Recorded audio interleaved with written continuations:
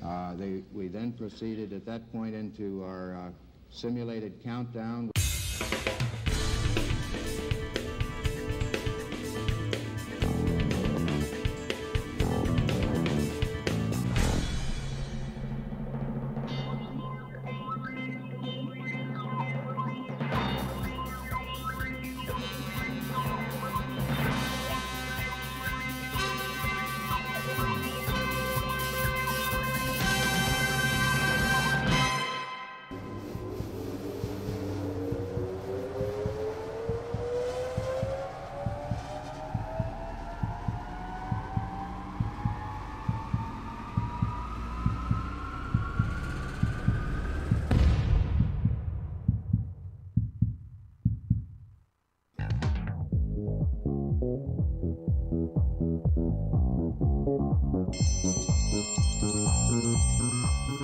Lunchtime, kids! All right! Hello, friends. It's lunchtime. Welcome to the lunch break here on RNC, and I'm your host, Zach Lewis. Happy Monday, Matt. How's it going in there? It's going well. It's going Monday. It is a Monday in here. It is a Monday indeed. Yep.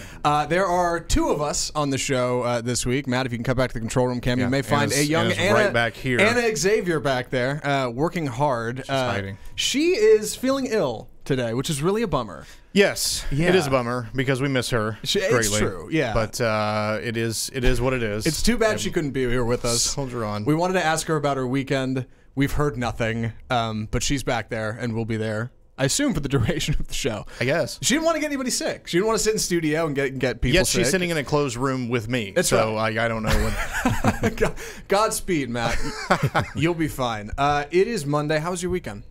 It was good. I had some work to do. Yeah. So I spent Saturday all day working for this lovely place, and so Saturday was kind of a bust, Right. As far as doing anything I wanted to do. But yesterday we went to the Deck the Paws pet expo at Fair Park.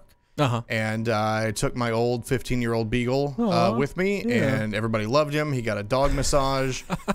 He made $1 million. He quickly realized that the way it's set up, like a conference, right? So there's a bunch of booths that are selling pet things. Sure. And usually, I'd say 70% of them had free treats to give away, right? Ooh. Because there were a bunch of dogs there. Yeah. And after the first couple, he figured out the score.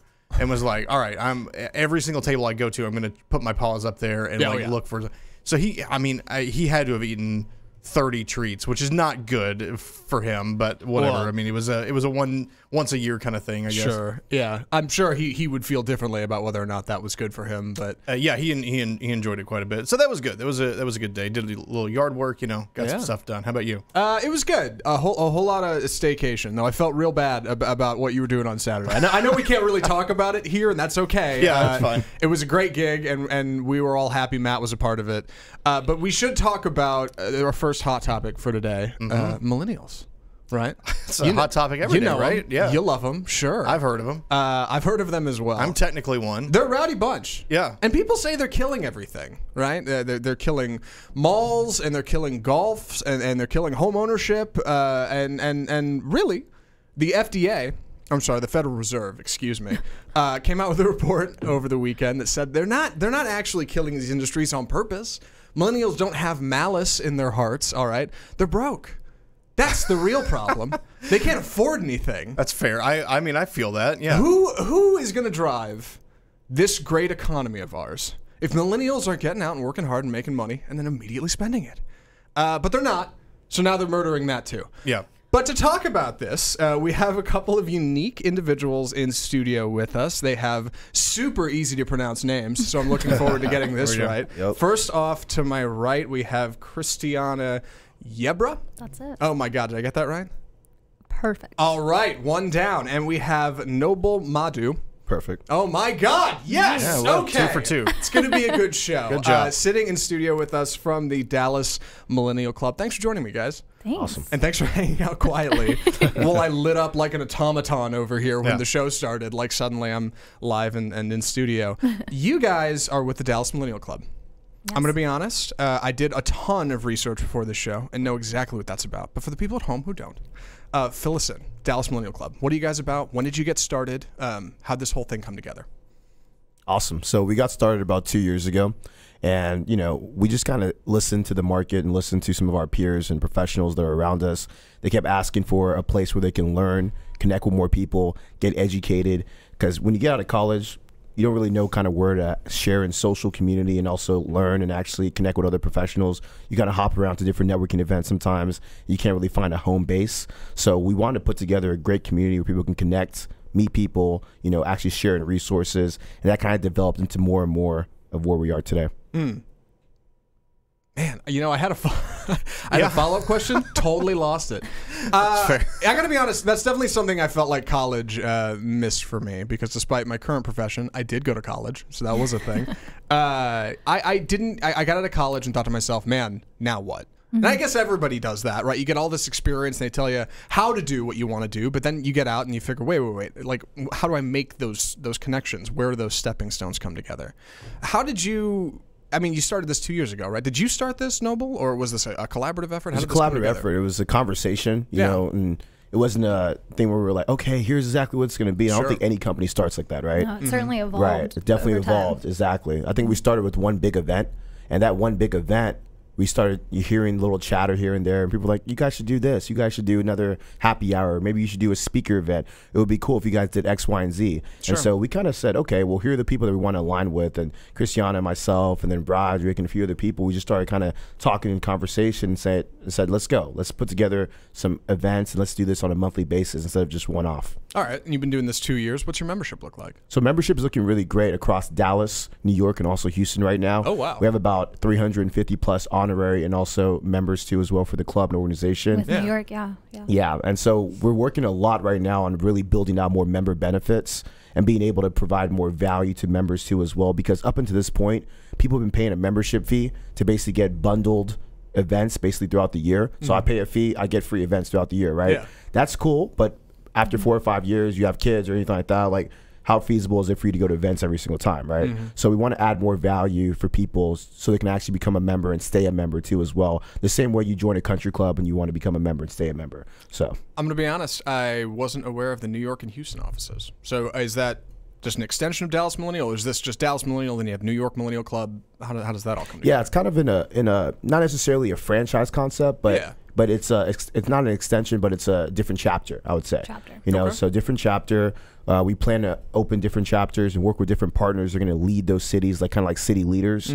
And we're really excited about that. And we're kind of planning internally to kind of figure out more and more ways to scale that out, because up until this point, we've actually self-opened those chapters. Yeah, it's been interesting. We're kind of looking at, different organizations like TED, Rotary Club, and kind of seeing exactly how they're able to expand and actually build out their chapter base without having to have thousands of people running around doing it for them. So what we think is important is that no matter what city we go to, it has the same core concepts and the values that we felt here in Dallas, but it has the different spin of the city or the style of the city, so that the teams and the members that participate in New York still get the same feel that we have here in Dallas, but they've got their New York spin on it, because we know it's very different. Sure. So as we expand, I think that's something we're really conscious of, is how do we identify the themes and topics that millennials as a generation care about. And that's what we really focus on. Is we're not going to host events about life insurance. We're going to host events about how to buy your first home. Yeah. And that'll come down the road as we get older, but we're trying to find the opportunities in which our members and our attendees, things that they care about in every city. And we found it's pretty easy to take the topics and themes and drop them into these different cities, and that's why we've expanded. We've got this generation everywhere we go, so it's not hard for us to find the base. It's then how do you expand it and keep the core concepts and values there. You're right. You've got a wide tent with just the term millennial. That's easy. But then you break that down into city, and it turns out that not everybody is right with their generalizations, that we are different. Millennials have different values, especially depending on where they're at geographically. Right. So what are some of the challenges you've had with that, with working out, okay, what do people in New York need versus Houston versus Dallas? Give me a little bit more there. The geography is, I always talk about Dallas being super accessible. Okay. And so when even hosting an event in New York, the production that goes on to get things, literally a banner popped up at a Microsoft store or setting up drinks at the event is honestly, for me, that was the biggest challenge in launching the gala, was just maneuvering around the city was different. And Dallas is so I can run down the street and get 300 cups if I need, and I don't need to take a cab and a subway. And so that was something we have to put into consideration. Where are the events going to be centrally located? Are we going to pop up in different, boroughs? Are we going to be in one central spot every time? We've got to be aware of literally the geography. I think New York is what was, for me, the most challenging. I don't know about you, but I got little legs, so trying to maneuver places it was a lot of work. No, I've heard it said before. In Dallas, even the billionaires wear jeans. What do you guys think of stereotypes? Obviously, that's a thing. You're the Millennial Club, of course. Where do you land on that? We've heard them all. Sure. All of them. And I think that the thing we try to focus on is, even when we were trying to develop what the name was, we thought, well, if we put millennial in the name of the business, are we going to scare even millennials away who've heard these negative connotations around the word millennial? And then we kind of said, you know what? Screw it. What we're going to do is we're going to keep the name, and we're going to focus on all the positivity and the positive impact that people in this generation are actually making, and focus on the positives rather than focus on the negatives that kind of been built around us. And instead really highlight the good things that people are doing, and kind of turn those stereotypes back.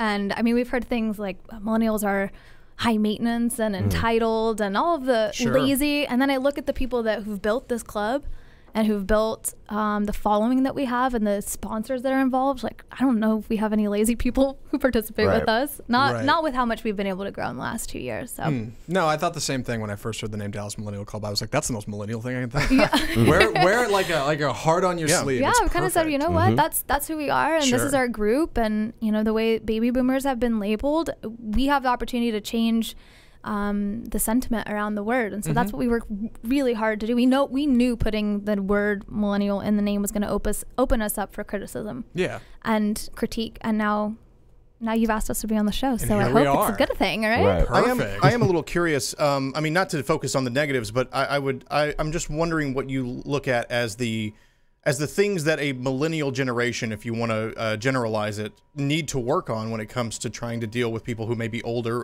and now younger than you, coming into the workplace. I mean, obviously, one generation may look at it as lazy, while another generation might say, look, I'm just searching for meaning, and I'm not I don't want to just work at a job just to get a paycheck. I mean, those are maybe two different ways to look at the same outcome, right? Right. So what would you say to people who are facing that criticism for things that they're doing, and like how do you work better with people of a different generation? For me, it's communication. We had somebody stop us at an event who was much older. I mean, he was probably in his 60s or maybe 70s. He said, how can I communicate better with your group? And no one had asked us that before. And I thought, you know what, that's what it is you asking to talk to us and ask for the things that we're looking for. And we, at the same time, listen to the people, the generations ahead of us for feedback. How can we line up? How can you leverage some of the energy and the creativity that we have to benefit your business, even if you're in your 60s and your 70s, whatever it is. Sure. I think it's an open dialogue. One of the high maintenance or the stereotypes we hear is high maintenance. And I thought to myself, well, you know what? Okay, if demanding fairness and opportunity in the workplace is high maintenance, then hell yeah, we're high maintenance. Yeah. Or asking people, I think there's a stereotype about nap rooms and the Google of, workplaces, but we're really just looking for growth and opportunity. I hear people tell us all the time that they're not happy in their workplace, not because it's not a great place and not a great paycheck, but they're looking for how they can grow to what's next. And if they don't see that, then they want to leave. And so that's where that communication comes into play, where those CEOs and the business owners have to open up the floor for that feedback. And I think if they show them there's opportunities to grow, it's less about wanting to leave because there's a lack of growth. It's how fast can I get there? How can you help me get there? So, no, I've always heard it said millennials speak with their feet, and I think that's more valid now than ever, especially with you guys sitting here. Sure. What do you think of this thing from the Federal Reserve, this NPR report that millennials are broke? Any thoughts? General? Because apparently our spending habits aren't much different from previous generations. Things haven't changed much. Just curious. Yeah, if you guys have any. Yeah. As in overall, millennials are broke. Yeah. What's even we're killing what was it? I mean, a couple little things in there. Yeah, on some sides, I think, yeah, sure. I guess there's bad apples all over the bunch. But on the other hand, I'm like, maybe not. I don't know. I can't say we're any more or less fiscally responsible. I'm not sure. So in my experience, and the people that are kind of in our circle too as well. I feel everyone's pretty hardworking and they are moderately well off. Yeah. If you define broke as living paycheck to paycheck and not able to invest in things, not able to travel every other month or anything like that, then yeah, a lot of millennials can't do that. But if you define broke as, just not having any money, millennials, there's opportunity that we're creating every single day, online. Millennials are starting businesses with their Instagrams and Facebook. There's just a lot of cash flow coming in. Yeah. But at the end, the cash is going right out though, and the cash is going out to experiences. Millennials are searching for something new, new friends, new experience, new place, or something. And so there's not a lot of time being spent on their 401k, their savings, their retirement. So they're really changing the typical financial or lifestyle model and really spending so much money and time on experiences in their 20s and early 30s, and then they're transitioning to a kind of more stable life in 32, 33. So I think that's interesting. But broke, I wouldn't use the word broke because I know a lot of 40, 50-year-olds they're broke. Millennials are broke. I mean, it sounds like you would just say it's a difference in priority, right? Like priority. Whereas some people may prioritize, okay, I need to put so much money per paycheck into my savings and or invest so much or put it towards a house. I know there was a lot of talk in the last few years about how a younger generation is not putting as much of an emphasis on house ownership and things like that. Right. So like maybe the it's not fair to say they're broke. It just says whatever money they're bringing in, they're using it on things Agreed. to enhance their current lifestyle. Yeah. It's kind of like you got to think about it like the Federal Reserve is not Wall Street. The Federal Reserve is Federal Reserve. You got to think about millennials as a stock, right? Yeah. I'm not going to invest in the stock based on its current value. I'm going to invest in it based on its future value, correct? Right. Yeah. So millennials have a lot of future value, a lot of kinetic and potential energy. And if I'm looking at a millennial, they're spending a lot of money on X, Y, and Z that might not necessarily be the best thing for them, safety-wise and security-wise. But they're like Amazon Prime, right? They're throwing so much money into R&D, and their stock is rising. And one day, it's just going to be worth a lot of money, right? That's going to potentialize one day. I think millennials are kind of more of an Amazon Prime stock than a Walmart stock. So okay, how appropriate. So you guys have something coming up this weekend. I almost forgot about it. Yeah. I'm just kidding. Yeah. Tell me about it. We're hosting our third, which is insane because I really felt like we did the first one not that long ago, our third Dallas Millennial Gala. And it's a black tie charity event focused on STEM education. We're trying to raise funds for opportunities to put together scholarships, events, resources for students who are interested in science, technology, engineering, and math. We know how important that is, and growth. And in Dallas, I stare at AT&T's headquarters and Toyota's moving in, and McKesson, and all these different organizations moving into town. I think let's empower these kids to take an interest in these fields so that they take those jobs and they don't have to leave Dallas to find incredible opportunity. So it's on December 8th, this Saturday at the Omni.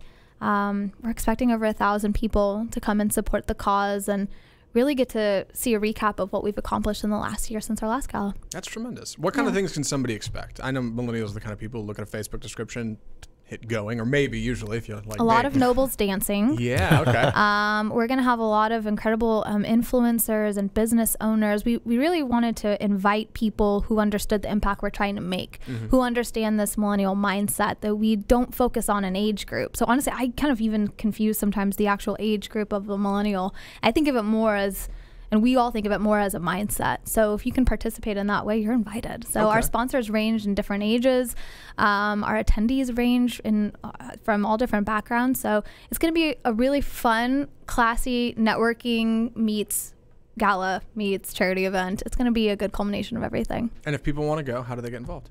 A great way to see recaps of the previous galas we've hosted, and then what's coming next is Facebook and Instagram have been incredible resources for us to sell tickets. So Eventbrite is where all of our tickets are hosted. So Millennial Gala on Eventbrite, you'll find us pretty fast. And if people want to get into the Dallas Millennial Club, or in New York, or in Houston, how do they do that? millennialclubs.com has information about all the different membership tiers, how to become a sponsor, the different cities we're looking at, and really gives you a good idea of what it even means to be a member. Yes, it's events, but what is required is more of this being able to feed into this mindset and wanting truly to bring positivity back to the word millennial. Rock on. It's my only rule. That's your only rule? Just the one?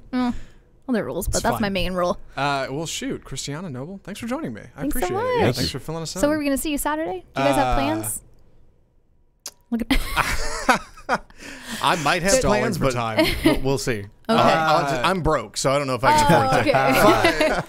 Okay. I know someone you can call. Funny story, and this isn't worth mentioning. I've got a friend who's got a birthday party Saturday night. Saturday in December, worst time to have a birthday ever. There's always something going on. There's a party or an event or a gala that people should go to on Eventbrite. Yeah, so I may not be there. We'll see, though. I'll see what's going on. Okay, so we'll see plan if I for can next work it year. out. Cool. There you go. Yeah. See, I'll check maybe on Facebook. Okay, there you go. Maybe. You're interested. Yeah, You're interested. and then I won't. Yes. But not committed. Okay. I want to, though. Maybe. That's all right. Now I'm on the spot. Now I feel like it's there fine. it is. There it Coming up next on the show, we're going to talk about White Elephant versus Secret Santa, the ultimate battleground of any Christmas work experience, and how we're going to handle it. Yeah. Here at, I actually don't know how we're going to handle it, but I don't we should know. we should. I Take don't a know that vote we or are even something. handling Yeah, it, the but- two of us should really get down to the bottom of Maybe, yeah, what's going to happen. we'll solve there. this problem. I'm going to play a little music. Please. This hot track. What is There this it is. called? It's called. It's fine. It's We'll called be right Good, back. is what it's called. This, Yeah, well, that is good true. music. Yeah, turn that up a little bit. Look at that. Okay. There it is. Yeah. We'll be right back here on the lunch break. Stick around.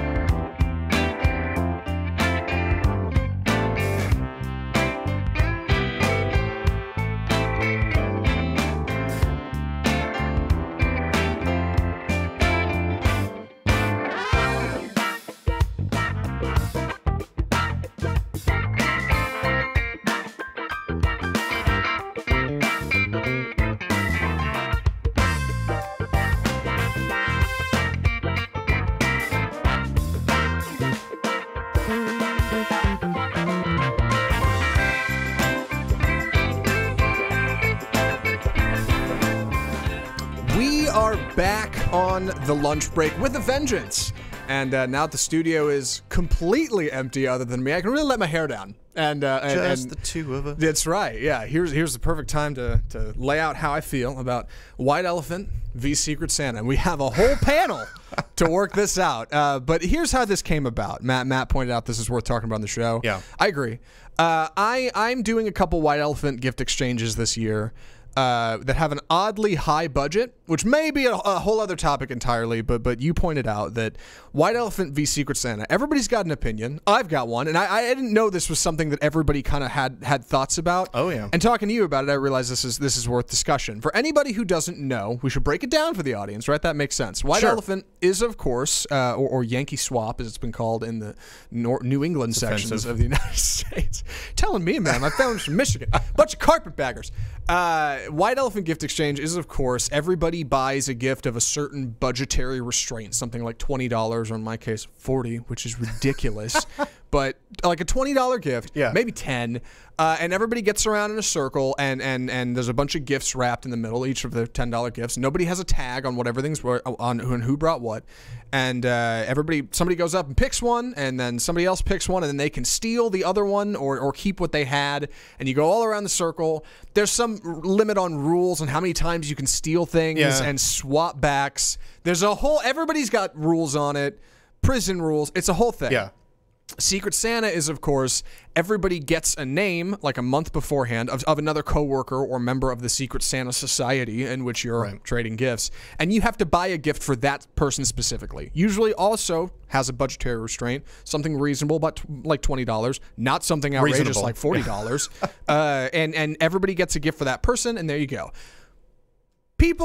Some people like White Elephant. Some people like Secret Santa. Matt, where do you land on this? I'm Secret Santa all the way. White Okay. Elephant stresses me out so badly.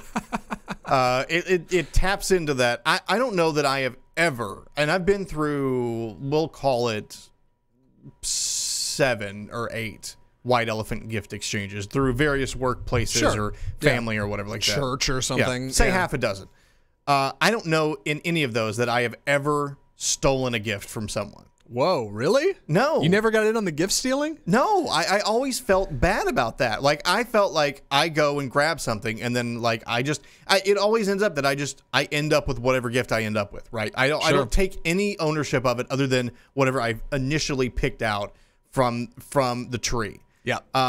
Because I feel bad. I mean, and there's always, here's the big thing that happens with either of these. This is the big, the Achilles heel, you would say, of the gift exchanges, whether it be Secret Santa or White Elephant. There's always going to be someone who goes overboard, right? There's always going to be someone who buys a much better gift than anybody else did. And there's always going to be someone at the other end of that spectrum that just buys a terrible gift. And so you're stuck with, like, when the good gift comes open in the White Elephant exchange, people are just going to start stealing that from everybody, right? So I always thought it was kind of an oddly negative way of handing out gifts at Christmas time versus the Secret Santa, where you have a name and, you know, maybe you make someone else look bad, but for the most part, you know, you're just buying a thoughtful gift for another person, or at least you try to be thoughtful. Well, there's definitely nothing odd about it. It is definitely a inherently negative way to purchase a gift. Am I still in frame? Is this all right? Yeah, you're good. Okay, cool. Yeah, got a lot of headroom there, but that's all right. Maybe I'll sit up. Yeah, like that was always my thing about it. You've got, like, if you have any concept of Christmas that involves the term stealing, you're doing something wrong. And you're, like, limiting, you could steal things 3 times or something, and you can't steal directly back from other people. And then there's some people that you can't get your own gift back. Like, right, and you can't get stolen from. Right. I think if you get stolen from twice, you get to keep whatever you've got or something like that. It's too complicated, and you're right. The first place you stumble is you have to go to somebody who has something in their hands and take it from them. Yeah. What is Christmas about that? There's nothing Christmas about that. Christmas is about giving to others, not taking for yourself. And White Elephant loses that whole thing. Excuse my my footrest there. Whereas Secret Santa, all right, let's talk about that for a second, is a little bit more personal. But a lot of people stress out over it because they're like, well, I don't know the people I'm buying for. How do I do that? So yeah, I mean, this is where you come down to what situation are you in? Are you in a situation where you don't know anybody? Then Secret Santa can be very difficult, I think. I think in that regard, when it comes to the Secret Santa, you have to, at least, if it's a situation where a lot of people don't know each other, a new work situation, or even just an office in general, you know, maybe you don't know. I think you should at least write down some things that you're into. That way, the person getting you, even if they don't know you that well, can say, okay, this person likes baseball, so I can buy them a baseball mug or something like that, and be fine with it, right? Yeah. Like, you're not looking to get anything good at Secret Santa. You're just looking to get through it, aren't you? Like, isn't that kind of the inherent thing behind all of this? You just want to get through it. Well, see, that's a problem. I look at Secret Santa as a little bit more of a social challenge. We did Secret Santa a few years ago here, and I got the new guy, Dustin, if you remember him. Sure, yeah. Knew nothing. Shout out Dustin. What's up, Dustin? What's up, D? Knew nothing about him. Like, I used the new guy. I didn't really talk to him, because you get that initial new guy hazing. Yeah. We don't actually haze people here. Excuse me. make that clear. And I didn't know anything about him, but I asked. I went and found, the people who sat next to him and people who he seemed to talk to at meetings and stuff. And I said, hey, I got Dustin in the gift exchange. Like, what should I get him? And somebody said, oh, Kansas City Chiefs. Crazy KC Chiefs fan. You got to get him something. So I got him like a drawstring bag and a pair of socks off Amazon. It was like $12 or something, And then he opens it the day. I think our limit was 20, by the way. Damn it, Matt. I think it was 20. It wasn't something absurd like 40, which is way too much for any White Elephant or Secret Santa gift exchange. Christine is in the comments feeling called out right now. Is she really? Yeah. Oh, no. Damn it. I summoned her like a genie. I know she wouldn't notice. Hi. Oh, God. It's fine. I'm not going to look at my phone. That's fine. Yeah, and he was like super surprised when he opened it and like thought it was super cool. He's like, Zach, oh my God, how'd you know? And I said, well, I talked to Erica and she told me, and it was super cool. I ended up getting this mug, which I still have, to be fair. There you go. Yeah, and some hot chocolate that turns blue when you add water. Shout out to the hot chocolate. Yeah. I don't know that I would drink that. Oh, I had one cup and it was atrocious. It is not worth your time. If you get hot chocolate that changes any color other than brown, don't do it. Who would want? I mean, and this is what I mean. Like, this is Secret Santa. Like, Secret Santa can be a little bit more personal, right? Because you're buying for one person.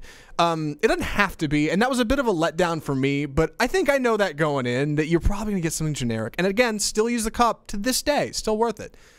White Elephant, not so much. You got to buy usually gender neutral.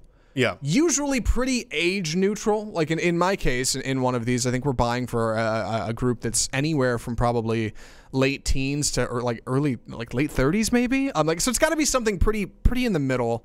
That's assuming you don't have kids in, which is a whole other beast. Like, you have to buy something pretty generic. You can't buy something that's really specific, because if you do, you never know what's going to happen to it. You can't get attached to what you're buying. That's a mistake. Yeah. Because if you put a lot of work into it or heart into it, and then somebody opens it and they go, "Oh, I got this thing," and then nobody tries to steal it, you're gonna feel horrible because you're like, "I put all this thought into it and it didn't go anywhere." And if you got something really good that you like, that you think other people will be into, and it does get stolen 3 times or something, then other people feel like, well, that thing's really great and my thing sucks. Like, there's just too much attached to it. Yeah. There's too much emotion. It's a swirl of possible horrible. And people always break the rules, and there's always got to be somebody there to have to crack down on, all right, how many times have you been stolen from? How many times have you stolen a gift? Somebody's got to keep track. How many times track. has this gift gone around? There's someone who inevitably treats it like a Secret Santa, where they bought something thinking, I want this specific person to get this gift, and it doesn't go out that way. Yeah. So you forgot to mention teams. That's a thing, right? Secret teams. Hey, you and I, let's partner up, and I'll get that thing for you, and you get this thing for me. We'll trade afterward trades are a whole thing. Yeah, swapping around. It's too much. Oh God! Christine pointing out in the comments that they have been given the rule that it has to be, quote, nice. Now, I don't know what does that mean? I don't know. I don't know if that means. I don't know if that means the gift has to be nice, or if that the exchanging of the gifts has to be nice. I'd like for a little clarification on what nice might mean. I'm gonna get this is gonna get me banned from all White Elephant events with Christine, both of which are involved with her. So that this may be a mistake. Right. Next year's gonna be like, well, I'm never inviting you to this again because of the whole thing that you did on the lunch break about it. I probably won't be invited this year. Like, they haven't happened yet. And I want to take part in these things. I do. Let me be clear. Like, I want to be a part of these events. If there's a White Elephant exchange or a Secret Santa thing, like, I want to be in on them because I want to celebrate the holidays with everybody else. And I want to give something, and it's not so much about what I get back. And ultimately, that's why I want to be a part of it. Not because of what I'll get out of it, but because it's the holidays and it's festive and everybody can be a part of something. And there is ultimately a sense of giving around these things. I should clarify that before we get too far in the weeds. But like, I just feel like it's so easy to get caught up in and swept away in this odd, like, melodrama that runs under the current of fun old-fashioned white elephant gift exchange. Yeah. And that's just a danger for the holidays. You know what I mean? It does give you the opportunity to participate. Like, you would not be, I would assume in a Secret Santa, because you're not involved. Like, these are people. Well, one of them are people that you don't really know that well, right? Is that what I'm to understand? I think that's it. And I mean, in any White Elephant exchange, that's kind of the point, right? Yeah. If you knew them pretty well, you'd probably be doing Secret Santa. So if someone were to draw your name in a Secret Santa, they would be like, I don't know, I have no idea what to get this person. Right. So, you know, it democratizes it in a way, or it evens the playing field, I guess, in a way that allows a gift exchange to occur. But I'm simply saying, if you have the option, the Secret Santa is the better way to go. I would encourage you, Matt, if you do a White Elephant exchange, you got to get in on those steals, man. That's the whole game. I feel bad about it, man. Well, you should, because it's my messed up, anxiety just takes over, and I'm like, I can't get up, look at somebody, and walk over to them and be like, yeah, I'm taking your gift away from you. Oh, I'm the same way. Especially if they acted like they liked it. Because, like, inevitably, I'm going to be getting something that's probably all right. Right. If that's I'm going why you're stealing to steal it, yes, it's going to be something that's all right. Oh, yeah. Oh, man, I forgot. You get the pity steals. Those are a bummer. When you get somebody who got something awful and somebody else feels bad for them, so they take it. They fall on the grenade for the... Totally. And nobody, it's just like, oh, God. Like, it is a battlefield of... And I know it's subtle, and ultimately it's all in the sake of fun, but I really feel like the people who defend White Elephant are the people who either have too much anxiety to look into, like, getting... a slightly more niche, meaningful gift for somebody that they don't really know, or they're the people who love stealing stuff. And, like, yeah, you're exactly right. Standing up and calling your shot like Babe Ruth and being like, that's mine now. Give me that. And I'm not one of those people. I'm just not wired that way. No, yeah. Not at all. So different strokes, different folks, I guess. And that's where we've landed. I don't know if our office is doing... either this year. There was some talk, but we're kind of getting down to it. We're outlining right now. Yeah. Which is fine. Coming up next on the lunch break. Did Christine roast me anymore in the comments? No, she did. She clarified and said the gift has to be nice, and then she also said that she's also competitive with her gift giving because her gifts always go over very well, which is a nice place to be in. If you're the person that brings the cool gift, that's a cool spot to be in. Yeah, but then what if you get something crappy? That's the bargain you made. That's right. That's the deal you've made. You've shaken that hand on your way in the door. Sure. Yeah. Well, I don't know. I guess I don't. We should probably revisit this when we have more people to talk about it. We can. For what it's worth, it's been a fairly constructive conversation for me. For Christine, it's all a bit. None of this is real. Don't ask me about this when I get home. We'll be right back with more of the lunch break. We're going to be talking about Matt. What are we talking about? Help me out here. We've got a few things to pick from here. Let's do a little a gift exchange as far as topics go. All right. So we have the best holiday hacks for the holidays. Mm-hmm. We also have Instagram makes us feel like trash in our relationships. Ooh. And here's one that I actually wanted to bring up with the millennial crew. Activities to prove that you're adulting. I have thoughts about that. Whichever one you want to pick, we'll have those coming up. So all right. those are all in the prep. We'll see what we get to, I guess. Stick around for more of the lunch break right here on RNCN.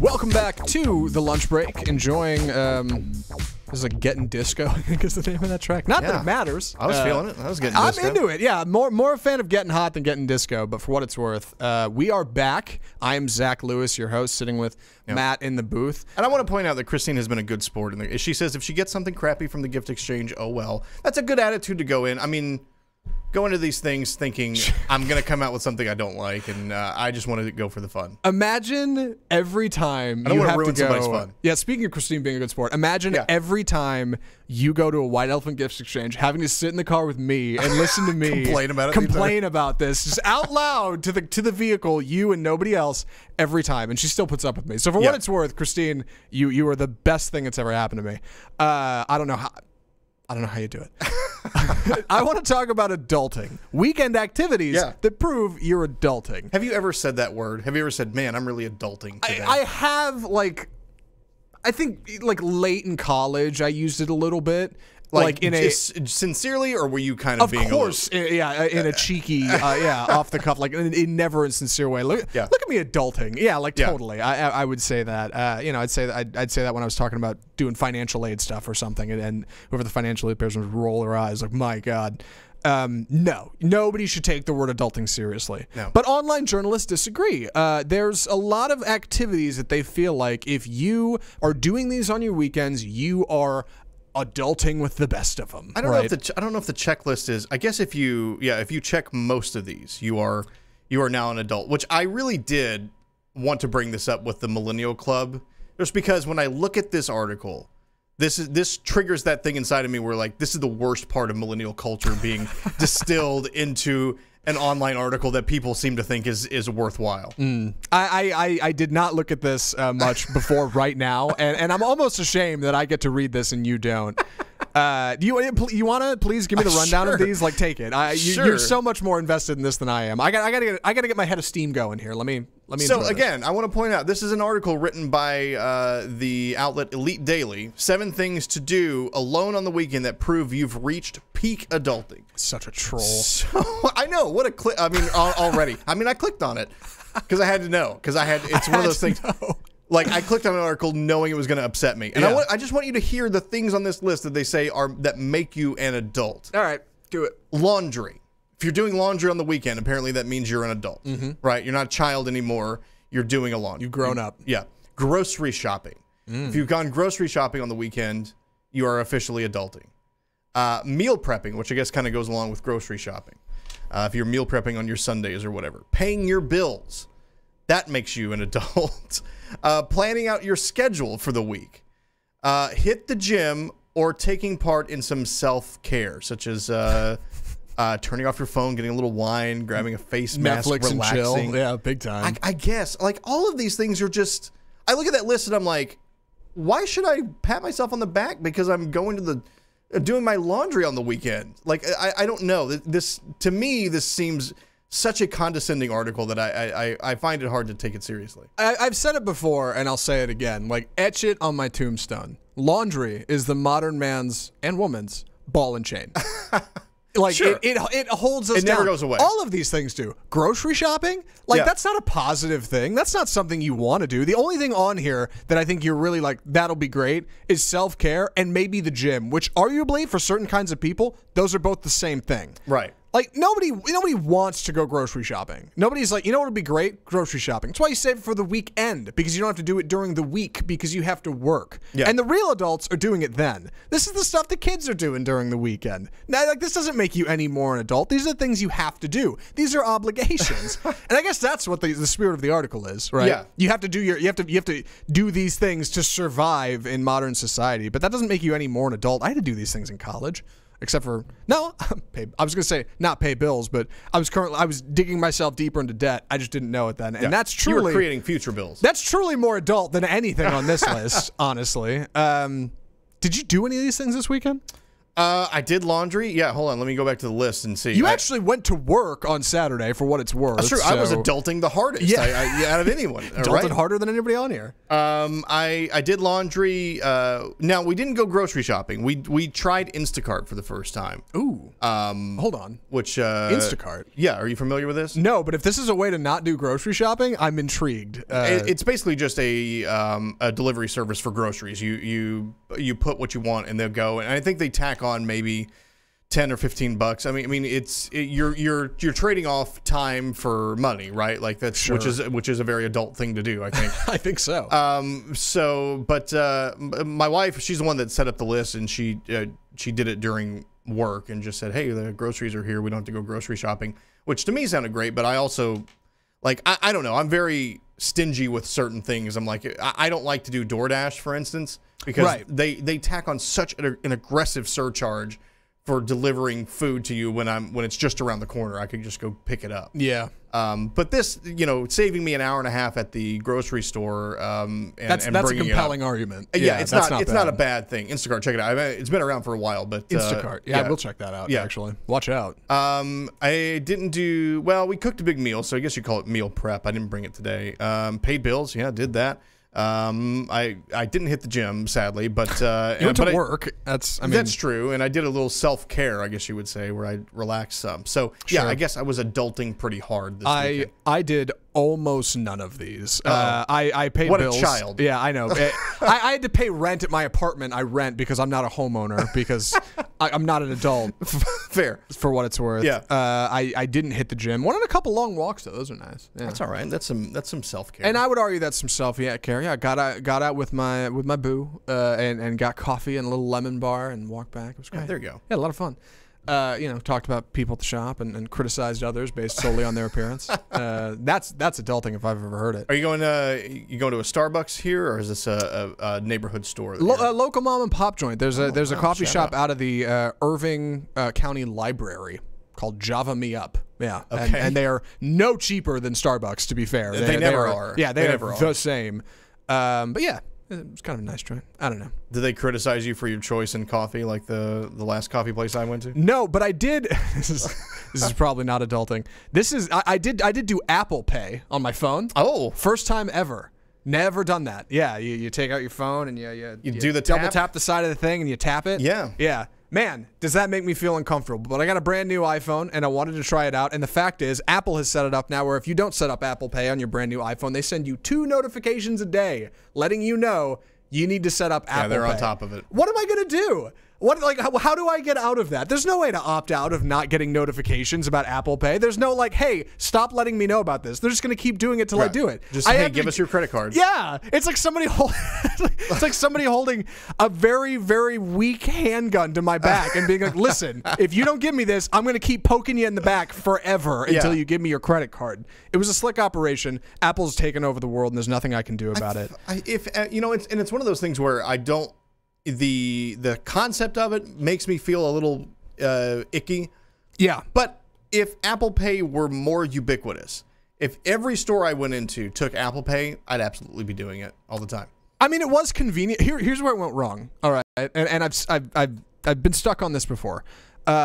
I went to do the Apple Pay, right? I did the slick double tap thing, and I went to do it, and I didn't tell Christine. I was going to be surprised, and she was like, "Oh, you're doing Apple Pay," and the person at the cashier never seen it before. It was it was a shock. Really? She was like, "Oh my god, this Apple." I mean, who does it? Who actually is like, "Ooh, I got my fancy Apple Pay."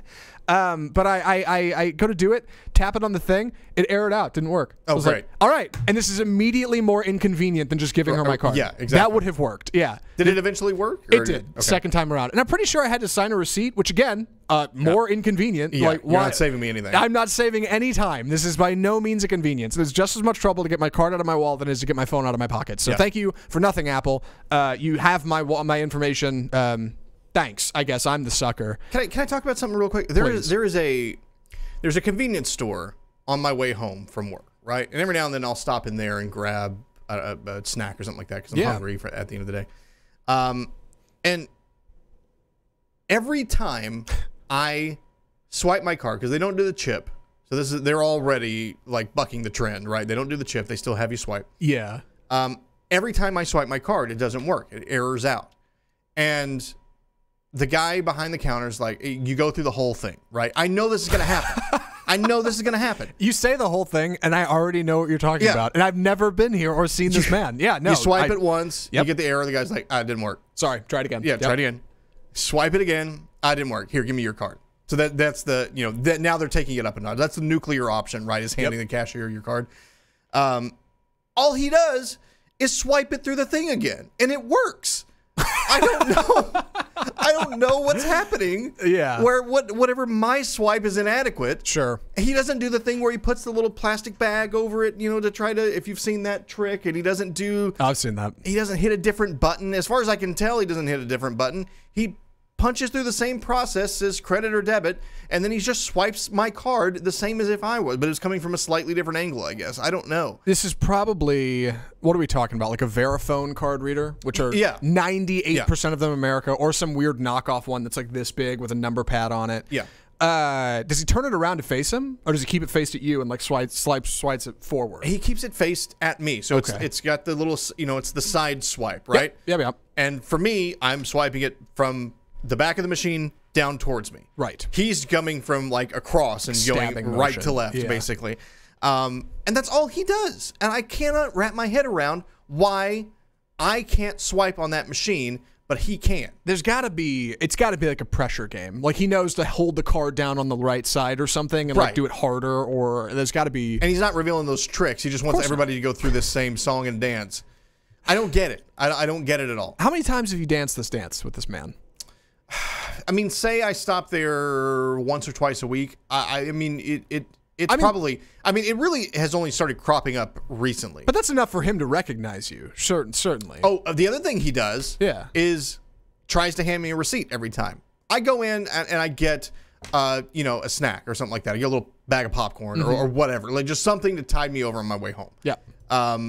Every single time, swipe the card. I go through the thing, get the card swipe. Prints out a receipt. He takes one, prints out another receipt. He tries to hand it to me. Every time I go, I'm good. Yeah. No thanks, I'm good. And he throws it away in a little garbage can underneath the thing. Every single time he does that. And I'm like, I'm in here a couple times a week, if not more. I'm the guy whose card you have to swipe every time. And the guy who turns away the receipt. Sure. Always. I always say, no thanks. And you think eventually he'd be like, okay, this guy doesn't want a receipt. I don't know. I don't understand it, but our relationship is not going to progress at all. I'm just convinced that me and this guy are going to be stuck on day one of this relationship for the rest of the time. Well, in my experience, is that better or worse than escalating to small talk? Because once you're small talk, you're in a weird spot. It's better. Then you're really? I think so. Yeah. Yeah. Because then you're obligated to say something. Hey, how's your day or whatever, which is arguably worse than having to do that whole thing. I've straight up stopped going to places whenever they recognize me. There was a breakfast place that I used to go to. It was a donut shop, but they served like breakfast sandwiches and stuff like that. Yeah.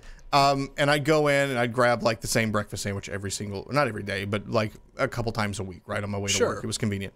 And eventually it got to the point where I walk in the door and the lady behind the counter just starts getting it ready.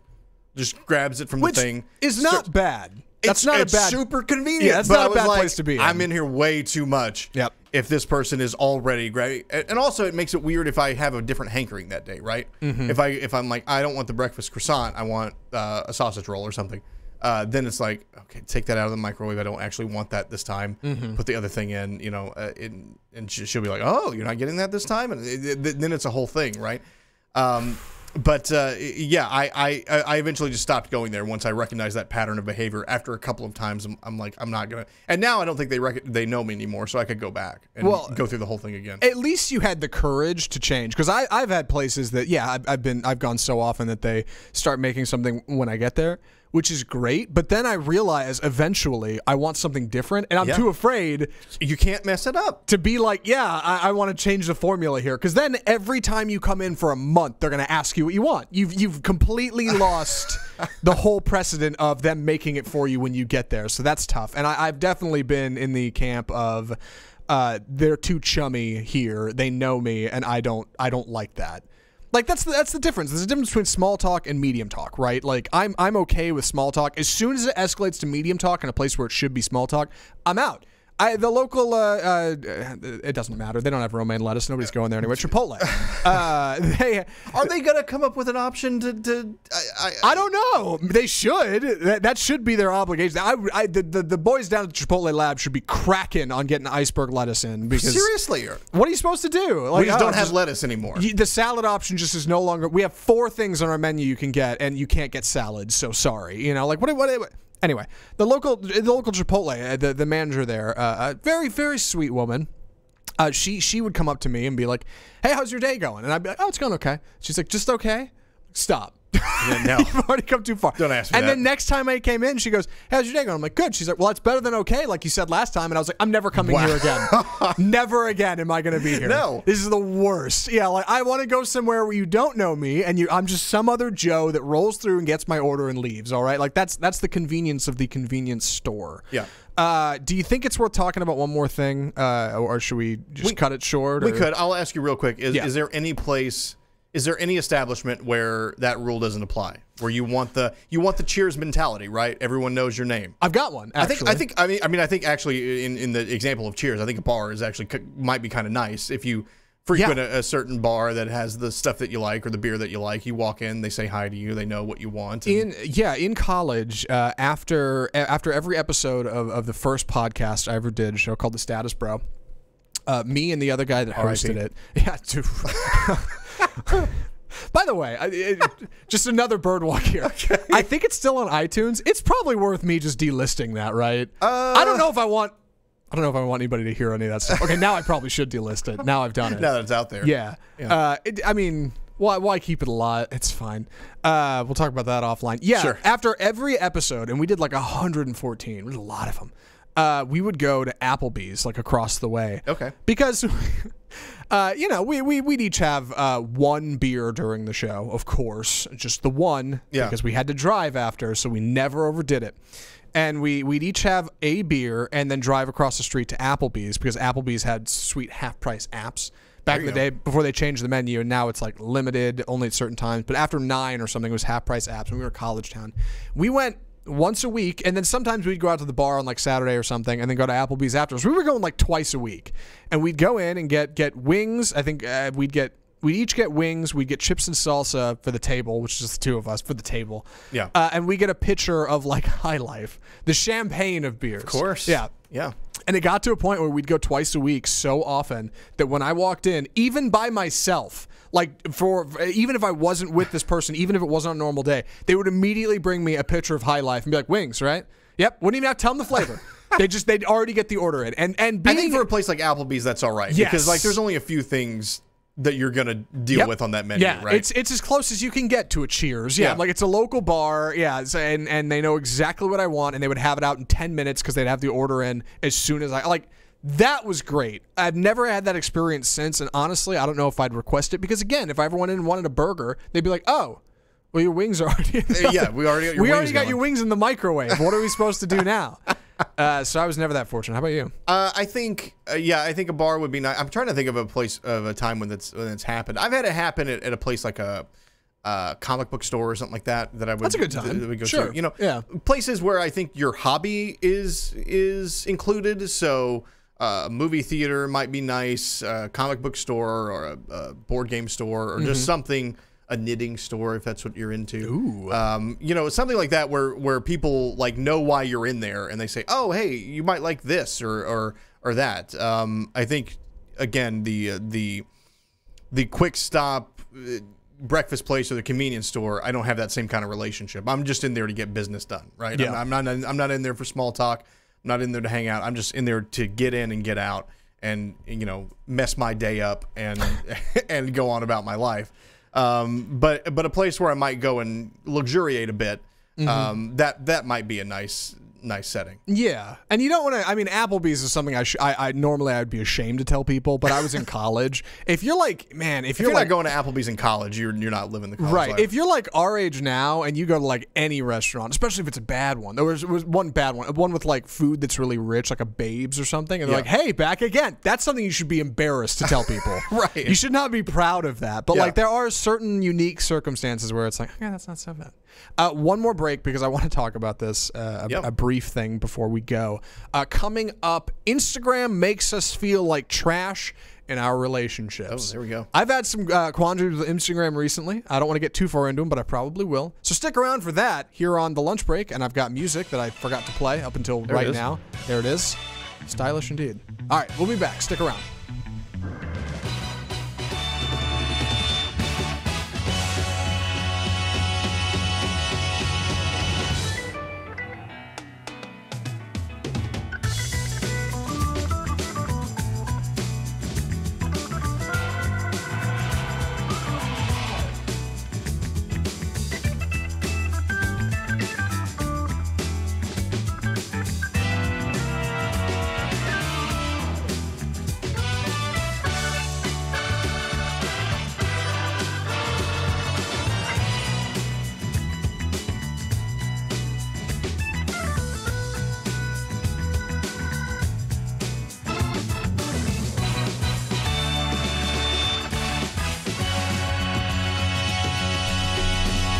We are back on the lunch break, going a little overtime this week because we got a late start, and I want to talk about this. Instagram. You know it. You love it. It's not quite as popular as Facebook, despite their best. And it's owned by the same company anyway. Who am I kidding? It's all Facebook. It doesn't matter anymore. What? No. Yeah, it's all the same. The government knows everything about us. We're all like going to die. I like Instagram. You I think do? better than I think better than Facebook. I cross-post everything, so it doesn't matter. Really? I'll keep that in mind. Yeah. I'm trying to get into Instagram more, and the biggest reason is because I seem to have the largest following over there. Not larger than Facebook. I mean, of course, that's friends and whatnot, but friends and whatnot. But like, I get on Twitter like every day and I like tweet stupid stuff that nobody should care about, which is why I'm on Twitter doing it. Right. But over there, I got like 60 followers. And Instagram, which I never use, has like 120 and climbing. Like on one Saturday, like a month ago, I haven't posted anything on Instagram in like 6 months, and I got 3 followers in one day. I was like, what is happening over here? People are very generous with their follows on Instagram. Yeah, and they're not just like spam accounts. They're like people I've worked with or somebody I met at a thing. Like, I guess Instagram's algorithm works it out where it's like, hey, this person is here now. I don't know how it works, but... Yeah. Instagram seems to be a place things are happening, so I thought I want to try to use this more. So I moved around Facebook on the fancy new Apple Pay iPhone, humble brag, and hid that in a folder and put Instagram in its place. I'm trying to get around to using it more, but I still don't really get it. And there's a lot of things about it that I kind of struggle with, but I'm trying to come around on it more. You use it more. Yeah. What do you use it for? It's not just pictures of your dog and stuff. Like you do, I mean that is neat. But like you post a lot of stuff on there. And, like, I mean, it's a lot of it is pictures of my dog. Dog's adorable, by the way. To be fair. Yes, and I use it. I haven't done it this year. I didn't do it, but in years past, I've used it a lot to, I guess, if you want to say, push my personal brand, but it really, I mean, it's just around Halloween I always like to find a bunch of just weird old costumes that I'll post up there. I treat it almost like a personal blog in a way, which I think is not really the way you're supposed to do it. I think people who use Instagram a lot would tell you like post personal pictures and not necessarily post pictures of other things. I think that's a rule, but really that's what I'll post creepy Christmas pictures coming up. I may start that again. You should actually. Krampus stuff or something. Yeah, that's a lot of fun. But that tends to be what I like to post on there. Is just things that I find interesting. Right. I started using Instagram like way back when it came out. I made an account because I was like, ooh, this hot, I was in college or something. I was like, ooh, this hot new social media platform that everybody says is going to be huge. And because it was all photos and artsy back in the day, I was like, well, I want to take pictures of things that I find particularly beautiful in the natural world. Like the other day I posted a thing of a tree just because I was walking by and the sun was kind of coming down and I was like, well, that's kind of pretty. I like that. I'll post that. That is not the way people use it. People use it for posting photos of themselves, animals, which again, I don't so much mind the animals. I guess I get that. But this article, Instagram Makers Feel Like Trash in Relationships, is talking about posting pictures of you and your boo, right? Your significant other, and kind of things you're doing, and you're out having fun and doing great things. And the argument here is that Instagram makes us feel worse about our relationships because we're seeing the best parts of other people's relationships. Yeah. Right. And I think that's I think that's something that can be levied at a lot of social media. I mean, I know I've heard that about Facebook a lot where people only post the good stuff. Although that's not really true about Facebook. I feel like people post the negative stuff on Facebook now. Yeah. But in Instagram, you put the nice filter on it and it's the shot of you and whoever at brunch or on a mountain or something like that or on vacation and I think that was, and especially Instagram's the way it's set up, where you're just scrolling through picture after picture after picture, where you're just seeing nice moment after nice moment. I think it could lead to a little bit of folks feeling inadequate, maybe. Yeah, I read a great article, and this is not quite down this thread, but I want to mention it. I read a great article the other day about how smartphones are changing photography and how. The new Google Pixel 3 has this mode where it makes shots at night like really bright, and their little, their algorithm or whatever you call it goes through and like scans your photo almost like a deep fake or something, and is like, this part needs to be brighter. Turn this color up. It's an artificial representation of reality. It's not just because it made your photo brighter. Like literally, a computer scanned it and decided this is what it should be and not what it is. Like we have. Right. We have these things deciding for us what our world is supposed to look like, and that's what we're showing ourselves and saying this is how the world is supposed to be. It's dangerous. All right, and it's not just like what your phone is automatically doing in the background. I know the new iPhone has 2 cameras that it takes a photo with both and then picks the best parts of it for HDR technology. Yeah, that stuff is terrifying. Like you're acting like reality is something that it isn't. You're choosing, or maybe not even choosing. Maybe you don't know any better. You're wearing a pair of rose-colored glasses, and you're looking at the world and assuming that's how everything should be. That makes everything by default look duller, right? The world looks a little bit more gray because it's not the way it looks on Instagram. And that's not just in how photos are presented with color and light and sepia tones or vignettes or tilt shifts or whatever. Like that's also in our presentations of people, of animals, of how we look at each other. And that's a dangerous thing. Like, yeah, throwing filters on something can be fun, but other people looking at it and perceiving it, that's inherently... It has a negative connotation, I guess, effect. I think it starts to affect even how you see yourself, not just in comparison to others. But I know I've known someone who used the filter. I think it was Snapchat had a filter that just made it wasn't. It didn't really even do anything. It just sort of smoothed you out a little bit. You know? Oh yes. And that's the only way that they would take a selfie. Was using that filter, and it became like that's the default way that you're looking at yourself. And so then you're always comparing yourself to, when you look at yourself in the mirror, you're comparing yourself to, well, what do I always see? I see selfies that I've taken using this filter. And so yeah, I think there is sort of a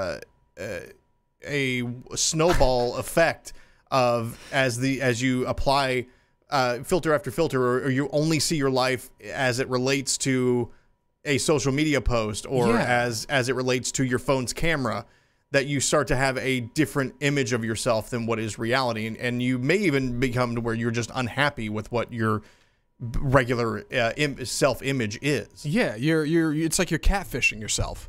Like you played yourself. You're convincing yourself that you're not a way that you are, and rather than like do the hard work and, you know, if you want to smooth out the wrinkle, I don't know about wrinkles, I don't know what I can say about that, but you know, like, rather than like, I don't know, get a gym membership or maybe try to eat a little better. You're like, I'm just gonna throw a filter on it and move on. And in the case of like the one-off of throwing like cat ears on yourself or something, like that's not what we mean. Yeah, what you mean is people who like repetitively do this, because I've seen that too. Yeah, like people who get real particular with how exactly they want to look and using the same filters each time. It's like, that's scary stuff, man. Like that puts you in a weird place. And I do want to ask before we close out the show, because probably time. Instagram stories, do you use those? I don't, and I hear you're supposed to. I think that's the whole buzz. I mean, I do, but it's always an afterthought. I'm like, I always take a picture and I'll put it on Instagram, and then I'm like, I guess I should do a story as well. And I know people enjoy it and use it. And I'm sure I could talk to, you know, Anna, who's sitting literally right behind me about this. She probably has some hot opinions on what I should be using my Instagram stories for. But I always forget about it. Because it goes away. Like part of what I'm doing is I post it to remember it, right? Like it's an archive for me. And I think the stories get saved into your camera roll, but I can't just go back and look at my Instagram and say, okay, here's this or that, or here's a, you know, every now and then I'll go back and look at my own stuff and say, oh, that was fun or whatever. So to me, the stories going away just makes it kind of inherently forgettable, and I just don't use it. Yeah, I'm the same way. Like and maybe I'm thinking way too far along what social media should be, but in some way it is an archive of content. That's what it is. And when you use an Instagram story, you're not saving any of that. At least not for the long term. I'm sure somebody out there will say, well, it's getting archived, or it goes to your camera roll, but for what it's worth, like, I like being able to get on my profile, the limited one that I have, and scroll back and look at a photo and go, oh yeah, I remember I was at the state fair like in 2015 or something, and I took that photo. Like that's a reminder of a moment, right? It captures a second. Like that's so much more valuable to me than, hey, I'm gonna hold out my phone and do this thing, and then in 24 hours it's gonna be gone, and if you didn't see it, it doesn't matter. Like I know social media is fleeting, but like leaning into Instagram stories is just leaning into that in a way that just doesn't seem, it just feels pointless. Apparently Christine says you can access your archive. I'm sure you can. I mean, I'm sure it's somewhere. I also like writing the caption so you don't really get that on the story. I do need to step up my caption game. Yeah, I'm pretty poor at that. I don't know, and I struggle with just. I don't know how you are with this, man. Anytime I have to get my phone out in public to take a photo of something or a video, it already feels weird. Yeah. If I'm doing a selfie, I really like. I don't. I'm like hiding that feeling. somewhere if I'm doing a selfie. Yeah. I'm like because somebody somewhere is looking at me and going, "Wow, really? This is your priority. This is what you're doing right now. You're taking a photo of you for other people. Yeah. So it's like a humble brag in a way. I don't know. I'm weird about it. Obviously. I guess I don't have much more to say about it, but I'm trying to step my Instagram game, and I'm really bad. So if you want to see how bad I am, follow me at Apple Zackintosh. Totally blew that. You can find me at Matt Stoker 1, At the Matt numeral Stoker 1. Because I'm the number one, Matt Stoker. The one, the only. Yeah. I didn't set up that account. My wife set up that account, and I didn't use it for about a year. And I remembered, oh yeah, I have an Instagram account. Maybe I ought to use it. So now I'm kind of stuck with that handle because there's stuff that's been posted to it. You could change it and rebrand. Then you got to change everything across everything, right? Yeah, that's the whole. No, I'm not doing. None of my social media accounts match up with each other. I should try that. I should probably just match my Twitter account to my Instagram account. I've started to do that with mine, but I have a lame at Apple Zackintosh's name. I'm not exactly. I don't think it's brilliant. Just nobody else has taken it, so I'm stuck with. You can get that one. Yeah, that's right.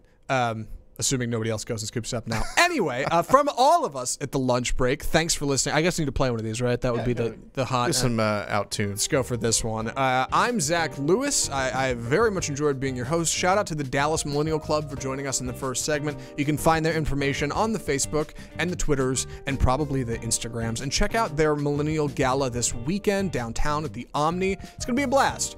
Matt's not going to go. I'm probably not going to go, but it's not because we don't want to. It's because we have other obligations. Shout out to them putting us on the spot. Man, yeah, I felt so bad being like, no, I'm not going to go to that. I want to. I want to, but I've got a million excuses, and I do too. I don't want to air that laundry on the show. So for what it's worth, I'm Zach Lewis. Matt Stoker, thanks for joining me.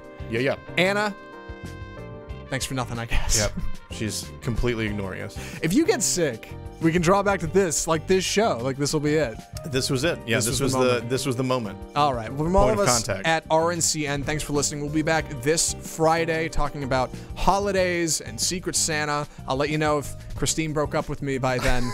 We'll be back. Thanks for watching. See ya.